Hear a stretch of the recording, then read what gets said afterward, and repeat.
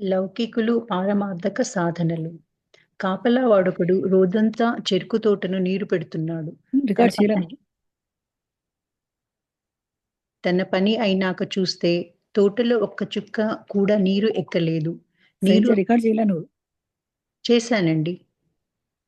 నాదంటూ నీరు రాలే. అంతా పెద్ద పెద్ద ఎలుకలు కలుగుల గుండా కిందికి పోయింది. ధనం, కీర్తి మొదలైన వాటి కోసం గొంతమ కోరికను అంతరంగంలో పెట్టుకొని భగవంతుణ్ణి ఆరాధించే భక్తుడి సంగతి కూడా ఇలాంటిదే. నిత్యం అతడు ప్రార్థనలు చేస్తున్నాం, ఎలాంటి పురోభివృద్ధిని పొందకుండా ఉంటాడు. కారణం ఏమిటంటే మనసులో ఉంచుకున్న ఈ వాంఛలనే ఎలుక కలుగుల ద్వారా అతడి భక్తి సాధనలన్నీ నిష్ప్రయోజనం అవుతున్నాయి. యావత్ జీవితం సాధన చేసి చివరికతడు ఎక్కడ వేసిన గొంగుళి అక్కడే అన్నట్లు ఎప్పటికి మాదిరి లౌకికుడై ఉంటాడు. ఉమ్. లౌకికులు పారమార్థికులు ఎట్లా ఉంటారండి? అంటే లౌకిక జీవనం చేసేవాడు, పారమార్థిక జీవితం చేసి సాధన చేసేవాడు ఈ మధ్య భేదం చూపిస్తున్నారు ఇక్కడ.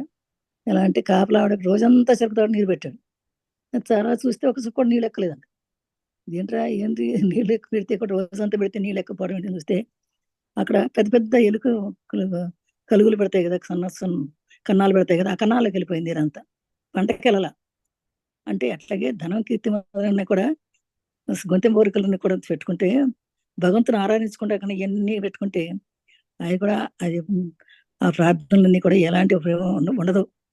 ఎందుకంటే మనసులో ఉంచుకున్న వాంఛలతో ఎలుక గలుకుల ద్వారా అతని భక్తి సాధనలన్నీ నిష్ప్రయోజనం అయిపోతాయి. అందుకని అవ జీవితం కూడా సాధన చేసి చివరికి ఎక్కడ వేసే గొంగళి అక్కడే ఉన్నా అనుకుంటాడు. అంటే భగవత్ సాధన లేకుండా ఒట్టి మాటలు మాట్లాడితే ఏమీ లాభం లేదు అని చెప్తున్నారు. ధ్యాన సమయంలో మనస్సు చలించటానికి కారణం ఏమిటి? ఒకప్పుడు ఈగ మిఠాయి దుకాణంలోని మిఠాయి మీద వాలుతుంది. కానీ పాకివాడు అశుద్ధపు తట్టను పుచ్చుకొని ఆ తోవన రాగానే మిఠాయిని విడిచి అశుద్ధం మీద వాలుతుంది. కానీ తేనెటీగ ఎప్పుడూ పువ్వుల మీదే వాలుతుంది గానీ అశుద్ధ వస్తువులు వెంటబడదు.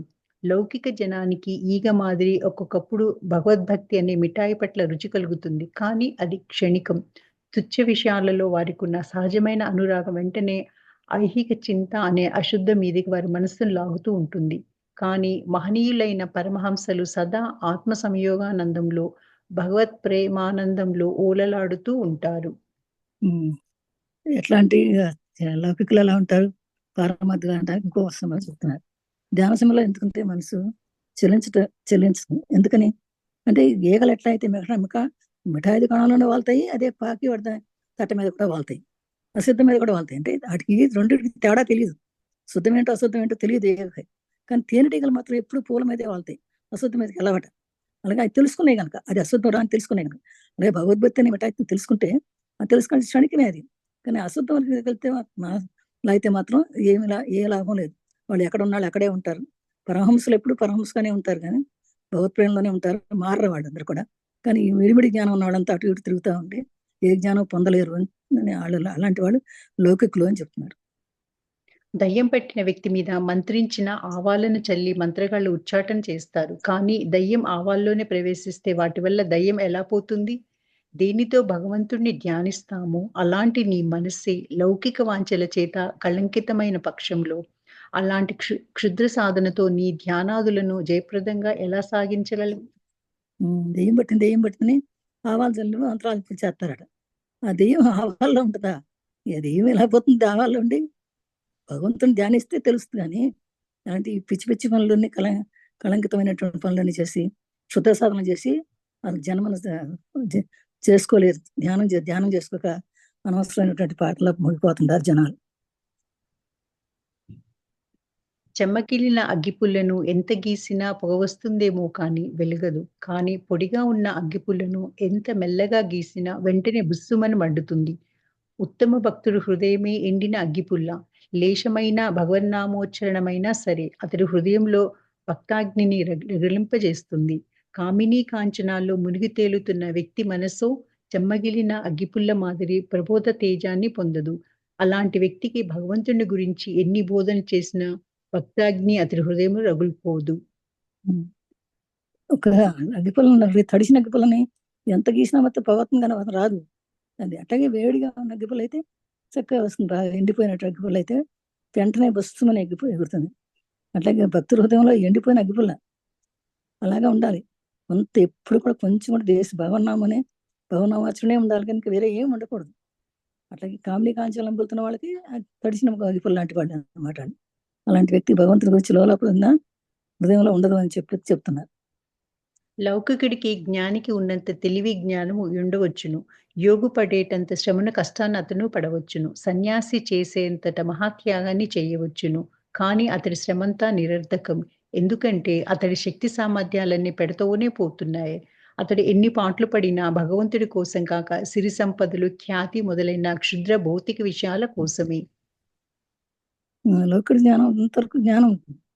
యోగి పడేంత శ్రమ కష్టాన్ని అతను పడవచ్చు, కానీ సన్యాసి చేసే మహాత్యాగాన్ని చేయొచ్చు.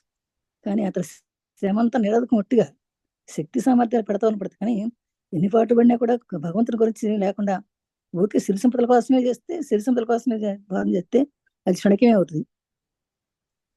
మకిలపట్టిన అద్దం సూర్యకిరణాలను ప్రతిఫలింప చెయ్యలేదు. అలాగే మాయామోహితులైన మలిన హృదయులు, అపవిత్ర హృదయులు భగవన్ మహిమను చూడలేరు. కానీ నిర్మలమైన అద్దం సూర్యుడిని ప్రతిఫలింపజేసే రీతిలో పవిత్ర హృదయులు భగవంతుని చూడగలరు. కాబట్టి పవిత్రుడవు. మరి మరి మలిం పట్టినటువంటి అద్దం మీద మురికి పట్టిన అద్దం ఈ సూర్యకిరణాలు ఎలా వస్తే కనపడతాయి దాని మీద. అందుకే మాయామోహితం అయినటువంటి వాళ్ళ హృదయం కూడా అలాగే ఉంటుంది. నిర్మలంగా ఉన్న సూర్యుడిని చూస్తే పవిత్ర హృదయం వస్తుంది. కానీ నిర్మలం లేకుండా, మన మనసు నిర్మలం లేకుండా మనం చూసిన ఏం లాభం లేదు. రెట్టింపు నీటితో కలిపిన పాలను చిక్కటి పాలుగా మార్చడానికి చాలాసేపు పడుతుంది. చాలా పడవలసి వస్తుంది. లౌకికుడి మనస్సు దుష్ట చింతనలు, పాపపు ఆలోచనలు అనే మురికి నీటితో కలిసి చాలా పలుచబడిపోయి ఉంటుంది. దానిని పరిశుద్ధం చేసుకొని ఉత్తమమైన పవిత్ర హృదయానికి లక్షణమైన బలస్థైర్యాలను పొందడానికి అతడు చాలా కాలం పడుతుంది. అందు నిమిత్తం ఎంతో శ్రమ పడవలసి ఉంటుంది. రెట్టింపు నీటితో కలిసిన పాలన చిక్కడ పాలుగా మార్చాలంటే చాలాసేపు కార్యం మరిగి మరిగి మరిగి మనకు అందరూ తెలిసిన విషయం. అలాగే లౌకిక మనసు కూడా దుష్టచింతలో పాపచింతలో ఆలోచింటే ఇది అందరూ చాలా పడుతుంది కదా. మరి వాడికి ఉత్తమ హృదయం రావాలంటే చాలా టైం పడుతుంది. అందుకని చాలా కాలం నిమిత్తం శ్రమ పడాల్సి ఉంటుంది. మరి అవన్నీ ఉంటే లౌకికులు భగవంతుని చూడడానికే సర్వం ఎంత చేత త్యాగం చెయ్యరు అని అడిగాడు అని ఒక ప్రశ్న. నాటక రంగానికి వచ్చిన నటుడు వెంటనే తన వేషాన్ని తీసేయగలడా? లౌకికులను తాము దాల్చిన పాత్రలను అనుగుణంగా నటింపనివ్వండి. కాల పరిపాకంలో వారు తమ మాయవేషాలు తీసివేస్తారన్నారు శ్రీరామకృష్ణులు. భగవంతునికి మనం ఏం త్యాగం చేయాలని, సర్వం ఎంచే త్యాగం చేయాలని అడిగాడు. ఇప్పుడు అన్నా అంట మరి నాటక రంగానికి వచ్చినటువంటి వెంటనే తన వేషాన్ని ఎందుకు తీసుకెళ్ళడా? తను వెంటనే నాటకం లేదు, నాటకం వేషం వేస్తాడు కదా, ఆ పాత్రకు అనుగుణంగా నటిస్తాడు. కాల పరిపాలన వారు కూడా ఆయా వేషాలు తీసేస్తారు. కానీ ముందు మాత్రం వేషానికి వచ్చినాడు వేషం వేయాలి కదా. పూర్తిగా సంసార బంధంలో చిక్కిన మానవుడు అశుద్ధంలో పుట్టి అశుద్ధంలో చచ్చే పురుగు వంటివాడు. అతడికి మరేమీ తెలియదు. అంతటి పరమ నీచమైన లోలత లేని సామాన్య సంసారి ఒకప్పుడు అశుద్ధం మీద, ఒకప్పుడు మిఠాయి మీద వాలుతుండే ఈగలాంటివాడు. ముక్తుడు మాత్రమే సదా మకరందాన్ని గ్రోలుతూ ఇతరాన్ని చవిచూడని తేనెటీగను పోలుతాడు. ఎప్పుడు సంసారం సంసారం సంసారంలో ఉంటే అశుద్ధంలో పుట్టి అశుద్ధంలో పురుగు వచ్చినటువంటి వాడే మనిషి అవుతుంది. నీచమైనతో ఉంటాడు. కానీ ఎప్పుడైతే మిఠాయి అది తీసేసి ఒక మిఠాయి మీద వాళ్ళ ఈగలాంటి వాడు ఒక్కొక్కసారి వస్తాడు, గ్రంథం వెళ్తాడు, మళ్ళీ వెళ్ళిపోతాడు. దానివల్ల ఏం లాభమే లేదు. లౌకికుడు ముసలి లాంటి వాడు. ఎలాంటి ఆయుధాలకైనా దాని చర్మం దుర్భేద్యం కదా.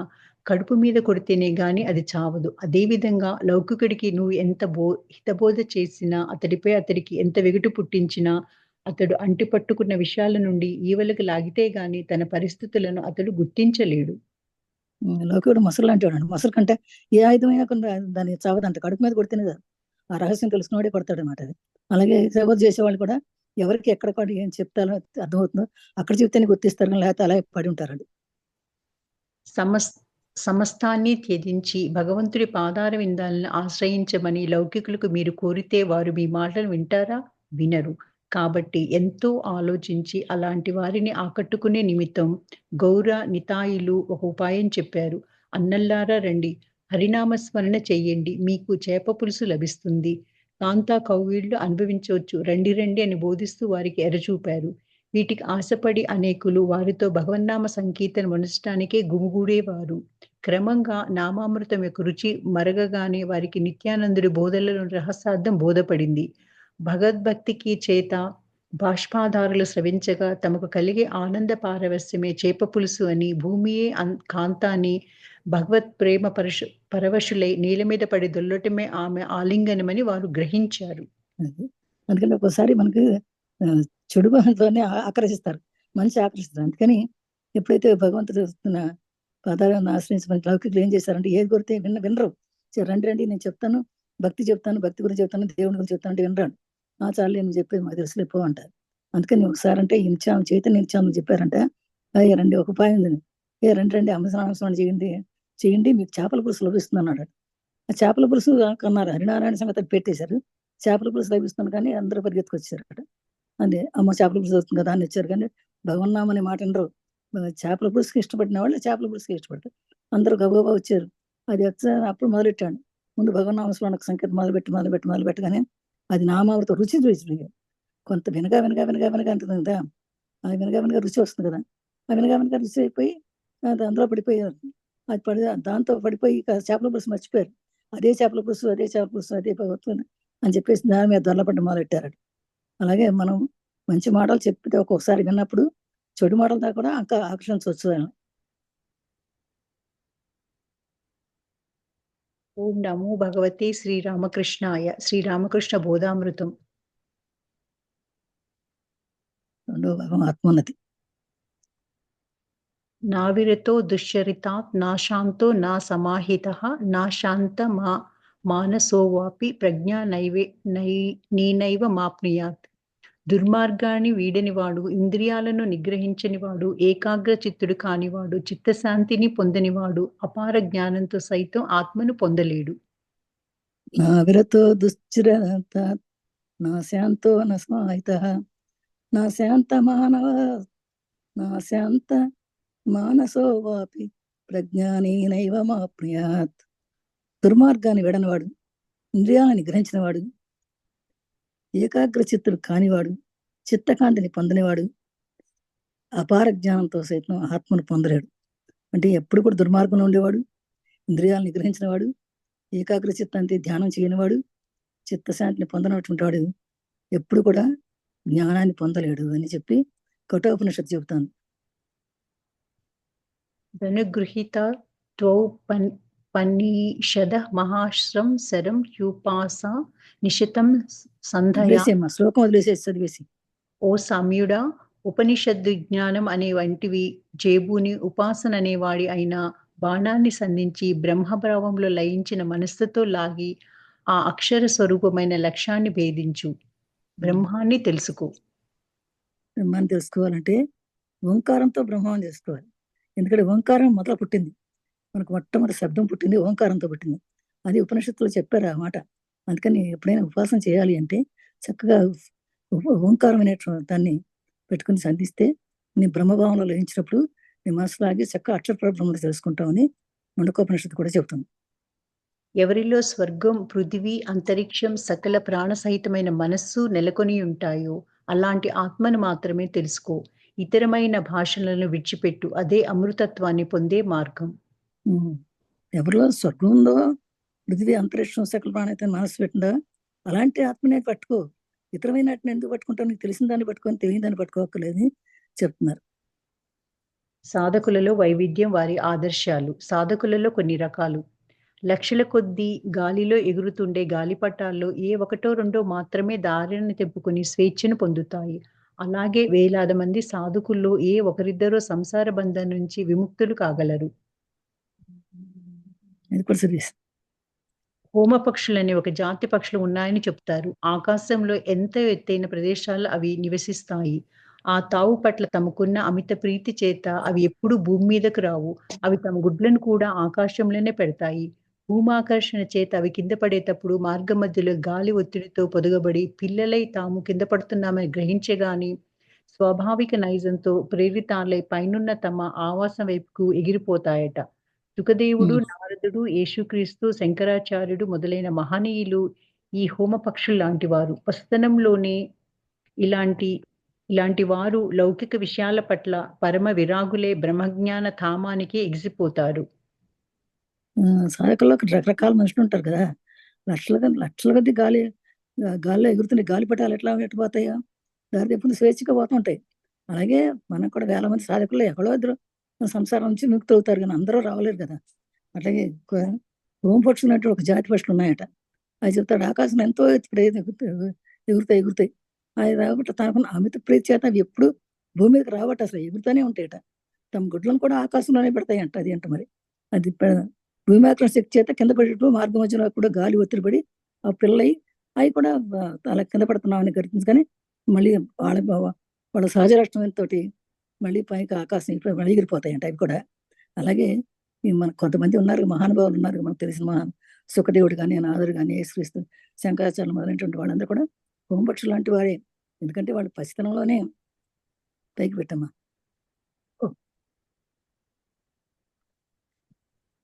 పైకి పెట్టు లౌకిక విషయాల పట్ల లౌకిక విషయాలు పట్టించుకోరు వాళ్ళంతా కూడా. పరమవేళ బ్రహ్మజ్ఞానం రామానికి ఎగిరిపోతా ఉంటారు వాళ్ళందరూ కూడా అలాంటి వాళ్ళు. గుప్తయోగులని, ప్రకటయోగులని యోగులు 2 తెగలు. గుప్తయోగులు రహస్యంగా తమ సాధనలను సాగిస్తూ జనం దృష్టికి కనిపించరు. ప్రకటయోగులు దండకమ, మండలాది బాహ్య చిహ్నాలన్నింటినీ ధరించి పారమార్థిక విషయాల గురించి జనంతో స్వేచ్ఛగా ప్రసంగిస్తూ ఉంటారు. గుప్తయుగులని ప్రకటయుగులు 2 రకాలు ఉంటారు. కొంతమంది ఏమో సీక్రెట్ గా చేసుకుంటారు. వాళ్ళ సాధన వాళ్ళు చేసుకుంటారు. ఏం కనపడరు, బయటకేం తెలియదు. కొంతమంది ఏమో దండకాలు కమండాలు చేతిలో పుచ్చుకొని అందరు కనపడేటట్టుగా చేస్తూ ఉంటారు అన్నమాట. మొదట తదంతరం పిందె రావటం ప్రకృతి యొక్క సర్వసామాన్య ధర్మం. కొన్ని జాతుల చెట్లలో పాదుల్లో మొదట పిందెలు తర్వాత పువ్వులు కనిపిస్తాయి. అలాగే బ్రహ్మ సాక్షాత్కారం పొందడానికి ముందు సామాన్య మానవులు అనేక సాధనలు నిర్వహించవలసి ఉండగా మొదట సాక్షాత్కారాన్ని పొంది తదుపరి సాధనలు చేసేవారు ఉన్నారు. ఇక్కడ విచిత్రం శైలజ ఇక్కడ చూస్తా కొన్ని మొదట పువ్వు వచ్చి తర్వాత పిండి రావడం వస్తుంది. మనకు మామూలుగా ముందు చిగురు వచ్చిన తర్వాత పిండి వచ్చిన పిండి కాదు మొగ్గు తర్వాత పువ్వు వచ్చి పువ్వు తర్వాత కాయ వస్తుంది కదా. కానీ ఇక్కడ కొన్ని చెట్లు నేను అమెరికా వచ్చినాకే చూసాను మా ఇంటి ముందు చెట్టు. అది ముందుగా చిగురు వచ్చి పువ్వు వస్తుంది. పువ్వు వచ్చేస్తుంది ముందు అసలు. ఆ తర్వాత అదేంటి నాకు ఆశ్చర్యం వేస్తుంది అనమాట. పువ్వులు ఎట్లా వస్తాయి ముందుగా అనిపిస్తుంది అనమాట. పూలు రాలిపోయిన తర్వాత ఆకులు వచ్చేస్తాయి అంతే. అట్లా ఉంటుంది కొన్నిట్లకి ప్రకృతి అది సర్వసామాన్య ధర్మం. అది అన్ని ఒకలాగా ఉండవు. కొన్ని జాతుల్లో కొన్ని రకాలుగా అలాంటి కొన్ని మొదట పిందులు వస్తాయి, కొన్ని మొదటి పువ్వులు వచ్చేస్తాయి. పువ్వు వచ్చి పిండి వస్తుంది, పిండి వచ్చి పువ్వు వస్తుంది. అదేంటి ఇదంతే. అలాగే బ్రహ్మ సాక్షాత్కారం పొందడానికి కూడా ముందు మా సామాన్యులు అనేక సాధన చేస్తారు. మొదట సాక్షాత్కారం పొంది తర్వాత సాధన చేసేవాళ్ళు కొంతమంది ఉంటారు. పేలాలను వేగించే మూకుడు నుంచి ఎగిరి విచ్చుకొని బయటపడే ధాన్యపు గింజలు శ్రేష్టమైనవి. వాటికి ఎలాంటి మచ్చ ఉండదు. బాగా వేగి మూకుడులో నిలిచి పేలాలలో ప్రతిదానికి కాలిన మచ్చ ఏ కాస్త ఉండకపోదు. అలాగే సద్భక్తుల్లో సంసారాన్ని పూర్తిగా త్యజించి చరించేవారు ఏ కళంకము లేక పరిశుద్ధులై ఉంటారు. ఇక సంసారంలోనే ఉండే భక్తుల్లో ఉత్తమోత్తములు సైతం తమ ప్రవర్తనలో ఏదో రవ్వంత మచ్చను కలిగే ఉంటారు. అన్ని ఇక్కడ భేదాలు చెప్తారు. పేలాలను వేయించితే మొగుళ్ళు వేయించుతారా ఎగిరి విచ్చిపోయి బయటపడేది తెల్లగా ఉంటాయి. అది అందులోనే ఉండిపోయినటువంటి వాటికి ఏదో కాస్త మచ్చ ఉంటుంది అన్నమాట.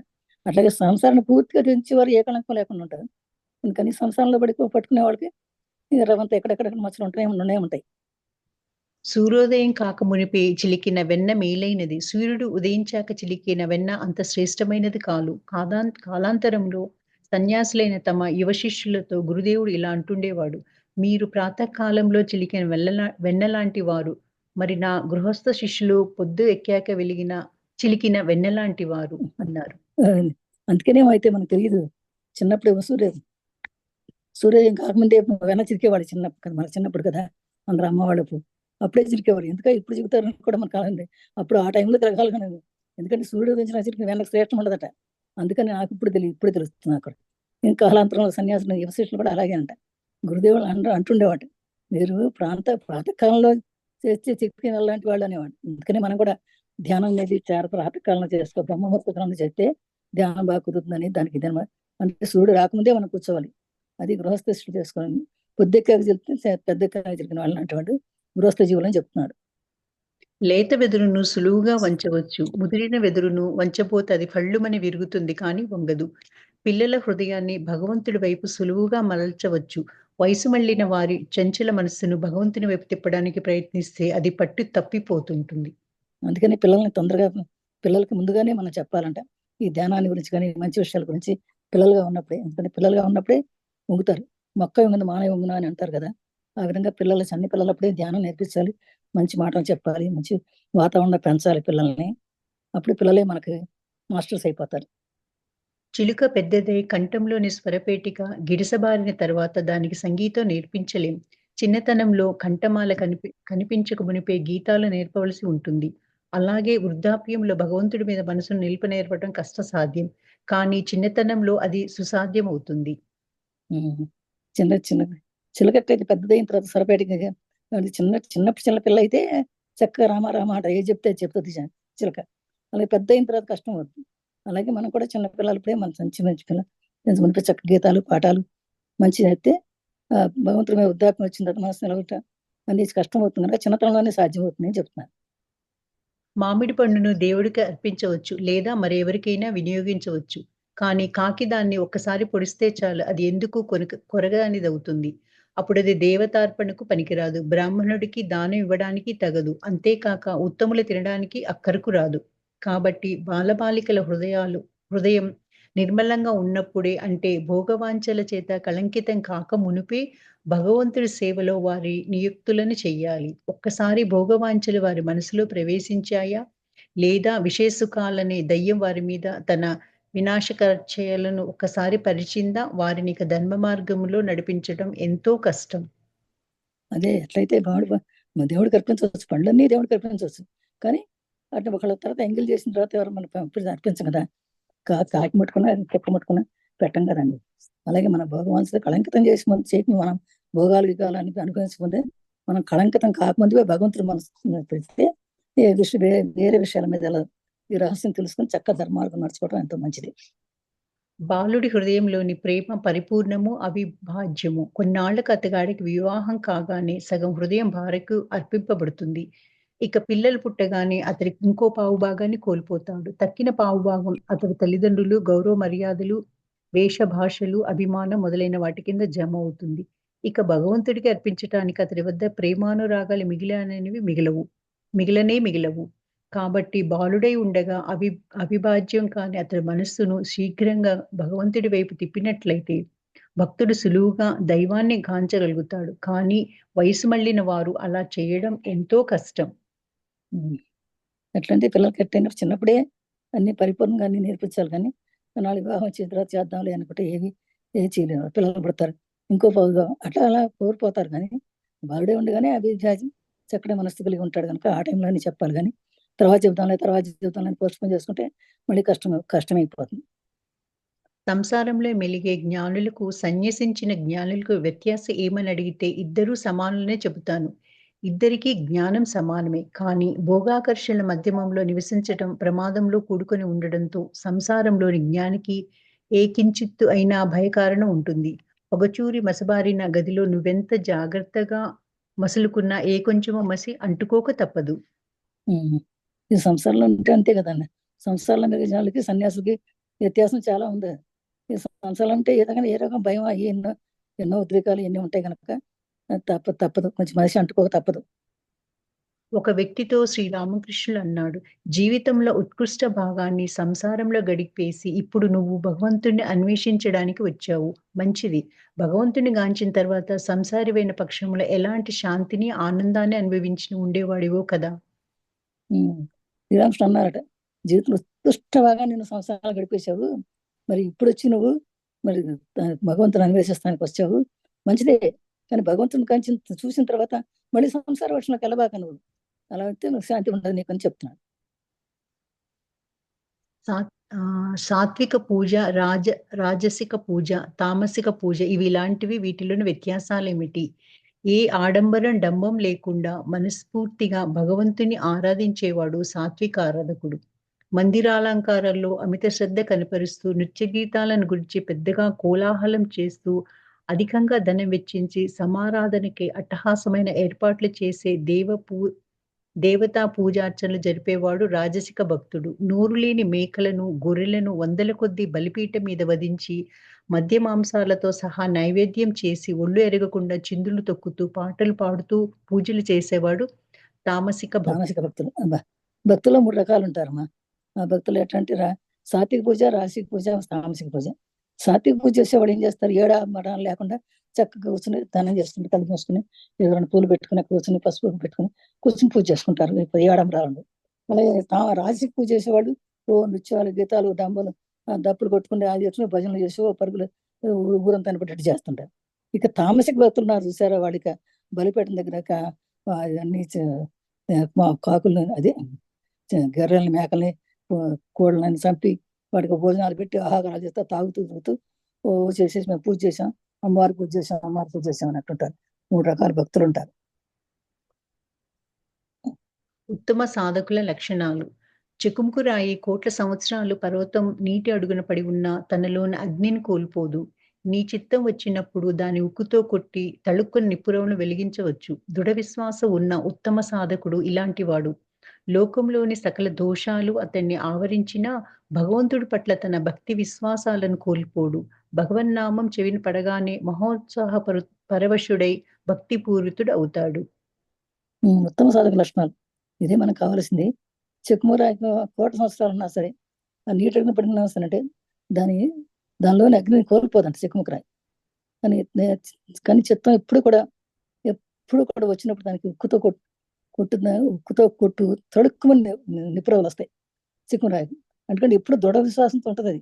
అట్లాగే ఉత్తమ సాధకుడు ఎప్పుడు కూడా అలా చిక్కుముకరాయి లాగా ఉంటాడు అనమాట. లోకంలో ఎన్ని సకల దోషాలను కూడా అతను ఆవరించవు. ఎప్పుడు భగవంతుడి పట్ల భక్తి విశ్వాసంతో కోల్పోవడం అనమాట.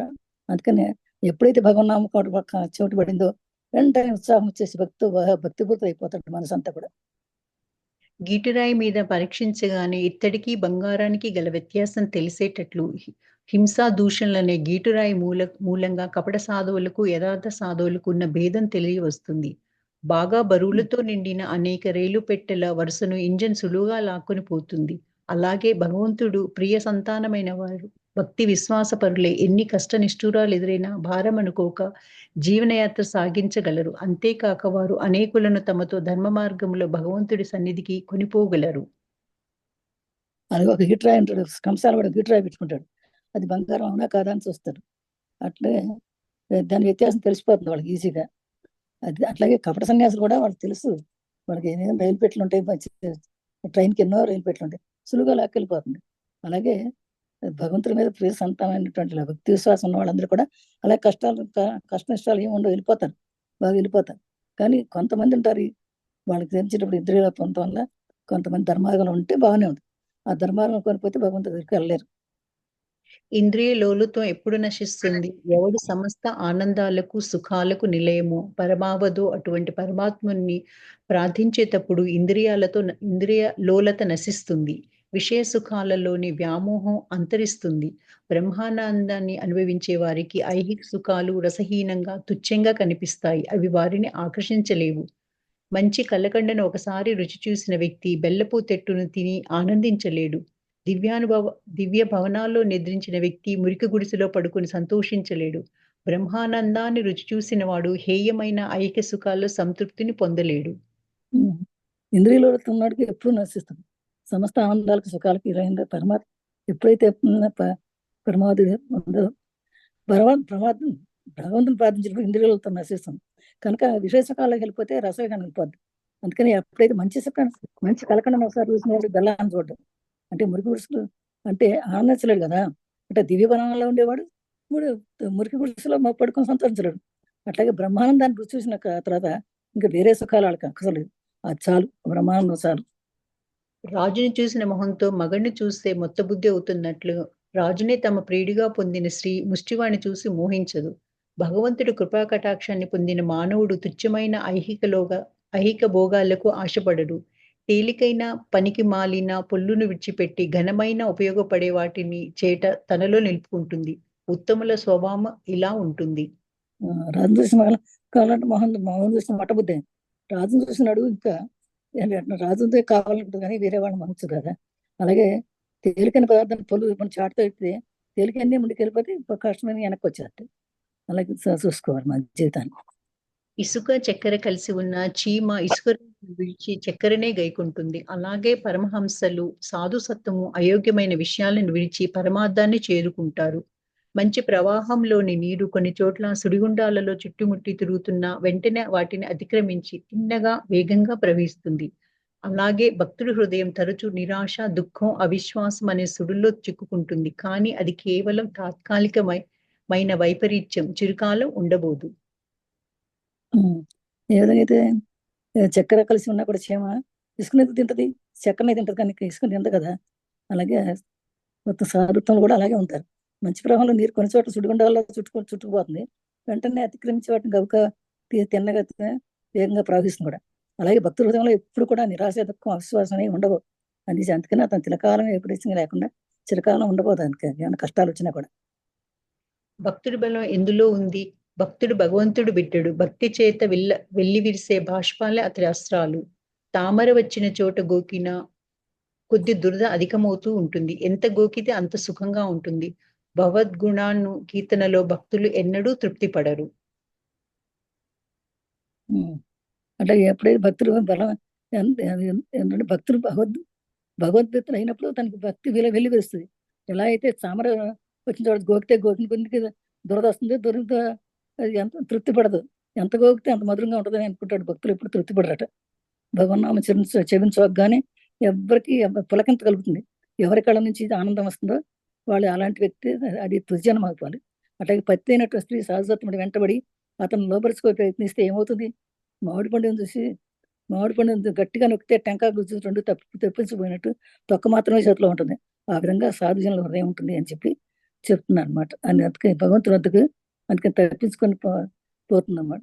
అందుకే తోలుబొమ్మైన మాత్రమే ఆ స్త్రీకి చెక్కుతుంది, కానీ అతని సాన్నిధ్యం దొరకదు అని చెప్పి చెప్తున్నారు.